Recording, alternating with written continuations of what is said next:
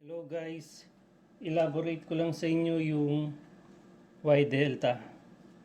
Ganito ang connection ng direct online na delta at yung direct online na Y. Sa direct online, nakakonect na yung line 1 sa U1 at W2. Dito yung line 1, U1, W2. At yung line 2 nakakonect na sa B1 at U2. Ito, B1 at U2. At yung line 3 nakakonect na sa W1 at B2. Yung W1 at B2.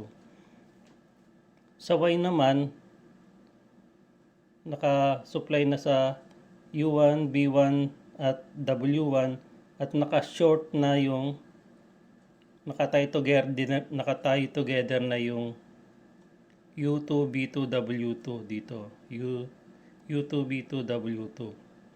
Ngayon, para mag-switch ng Y to delta, pinaghiwalay ito. Pinaghiwalay yung line sa U1 tsaka sa W2. Dito rin, pinaghiwalay yung line dyan sa B1, U2, W1, W2. Pinaghiwalay yung line dyan. Parang ganito. Ganito ang nangyari. Pinaghiwalay yung line dito. Dinaan sa contactor na main tsaka delta. Yan. Tapos ito yung Y. Yung shorting nila, yung tie together nila, dinaan sa contactor. Kaya pinaghiwalay yung mga linya papunta sa U1, W2, sa B1, U2 at W1 at B2. Ngayon, pag switch ng Y, ang i-energize yung main contactor tsaka yung Y contactor. Kaya magso-short itong U2, B2 at W2. Magso-short sila, magta-tie together sila. Tapos yung energize yung main contactor lang at Y contactor. Kaya magiging ganito. Ganito ang connection mangyayari. Naka-energize ang main, tapos naka-energize ang Y, kaya magiging Y connection siya. Yung line 1, line 2, at yung line 3. Kaya magiging Y connection siya. Ngayon, pag switch to delta naman, o-open itong Y, i-energize naman yung delta. Ito naka-energize pa rin to. Yung delta naman ang i-energize. Kaya ang mangyayari naman, ganito. Ganito naman ang mangyayari. I-energize yung delta. Pero naka-energize na yung main, i-energize naman yung delta. O-open yung Y, kaya mawawala na yung connection ng Y.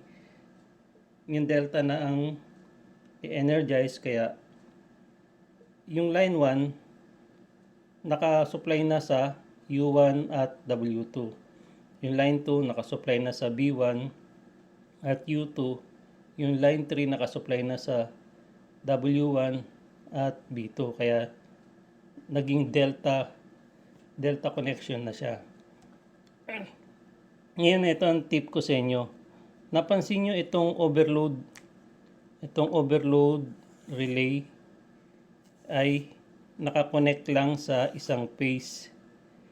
Kaya iba ang current dito sa phase at iba ang current dito sa line. Dito yung line current dito. Line current. Andito yung phase current.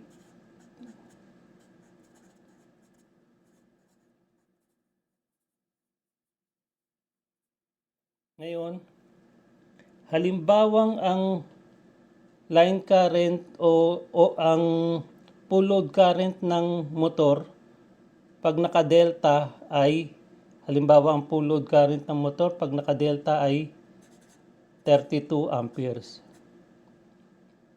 Ang full load current ng motor. Ngayon, ilan ang setting ng overload relay na ilalagay mo?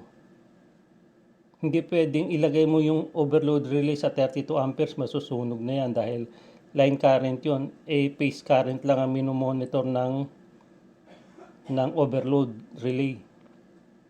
Kaya ang pagkuha niyan, i-divide mo to sa square root of 3 or 1.732. Kaya yan ang phase current. Kaya ang magiging iseset mo yung overload relay mo 32 divided by 1.732 equals 18.5 amperes. Yan ang ilalagay mong setting ng overload relay, hindi yung 32 amperes. Kaya yan ang tip ko sa inyo. Yung iba hindi alam kung paano ano ang ilalagay na setting sa overload relay. Kaya kukunin mo muna yung full load current ng motor, tapos divide mo sa 1.732, yun ang ilalagay mong setting ng overload relay. Yun lang. Thank you. Sana may natutunan kayo.